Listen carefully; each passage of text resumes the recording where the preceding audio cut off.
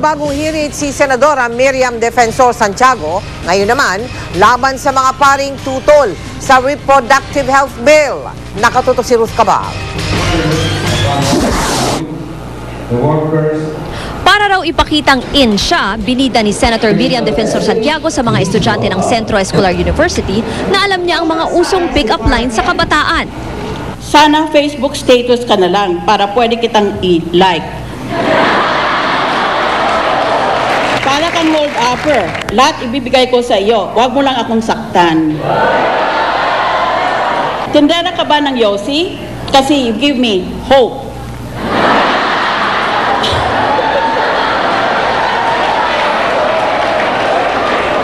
You give me hope and more. Si Santiago ang keynote speaker ng International Human Rights Day celebration ng universidad, kaya ang kanyang talumpati sumentro sa pagsusulong niya sa inakdang Reproductive Health Bill sa Senado.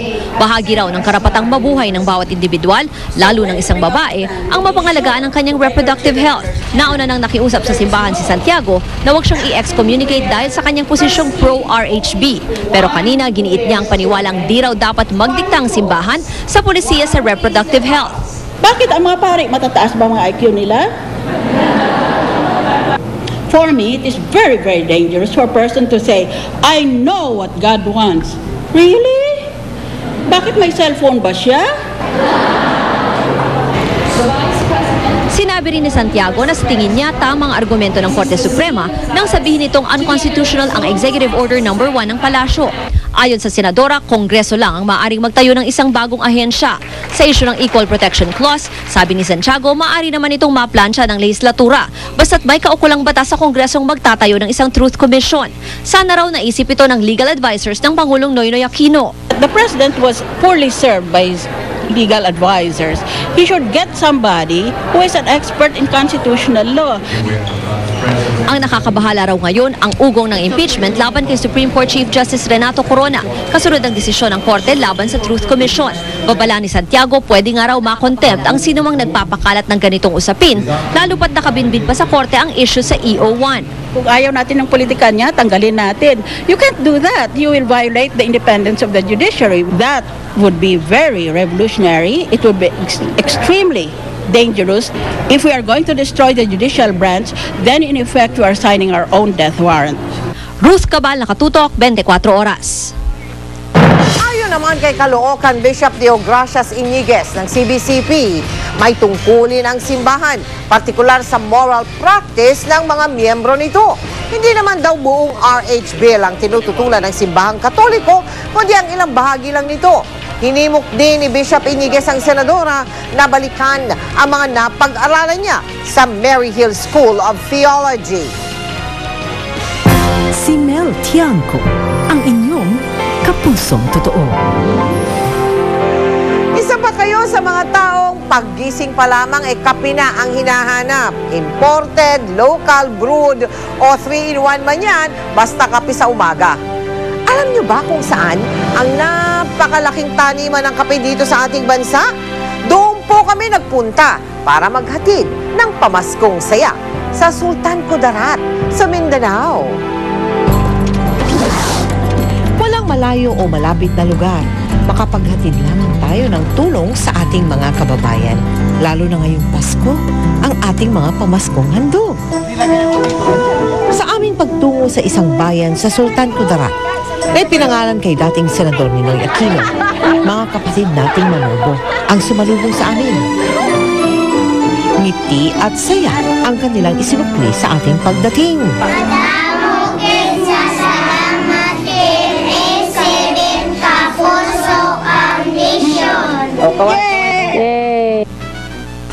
Pagtatanim ng kape ang kanilang ikinabubuhay.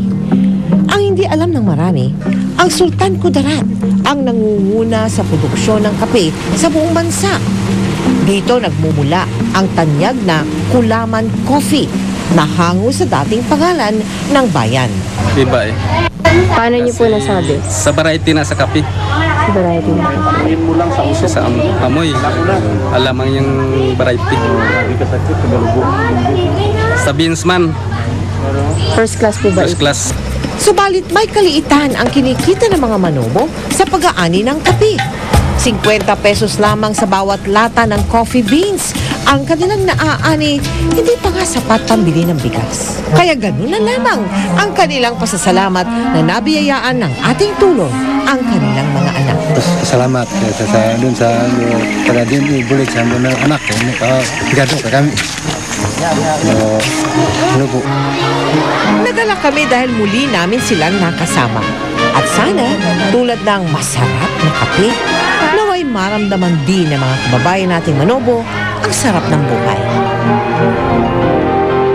Sa Lunes po, pagpatuloy natin ang pagdalaw sa Sultan Kudarat at mas makilala natin ang ating mga kababayang manobo.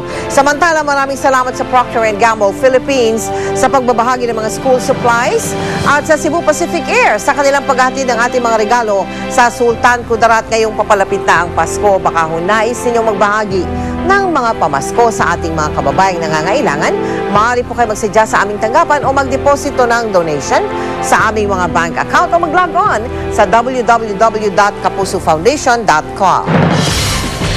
Tiniyak ng Philippine Airlines na hindi maapektuhan ang mga biyahe nito ngayong Kapaskuhan kahit pa matuloy ang bantang welga ng Philippine Airlines Employees Association sa susunod na linggo. Nakatutok si Mark Salazar. 800,000 pasahero ang nililipad ng PAL tuwing holiday season sa kanilang 25 international flight at 20 domestic destination. Isa si Jake sa 800,000 pasahero na nangangamba ngayon sa ikinakasang strike ng labor union ng PAL o PALEA. Sana hindi matuloy or sana magkaroon sila ng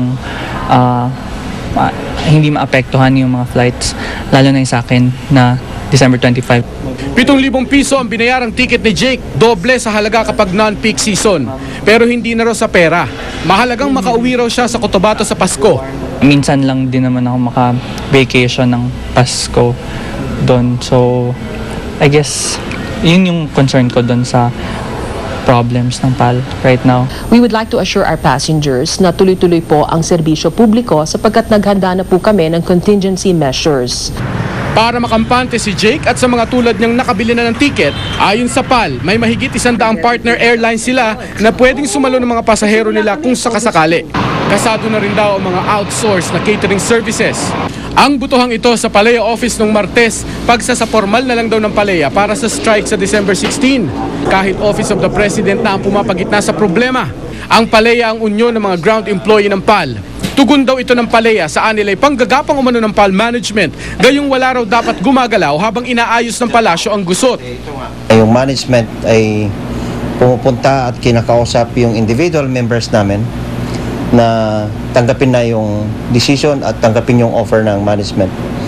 We have documented some. Pag lumapit po ang isang miyembro ng PALEA sa isang manager o personnel o staff member ng Human Resources Department, hindi pwedeng kausapin at sagutin ang kanilang mga katanungan hinggil sa spin-off o hinggil sa separation package kung sakaling matuloy nga.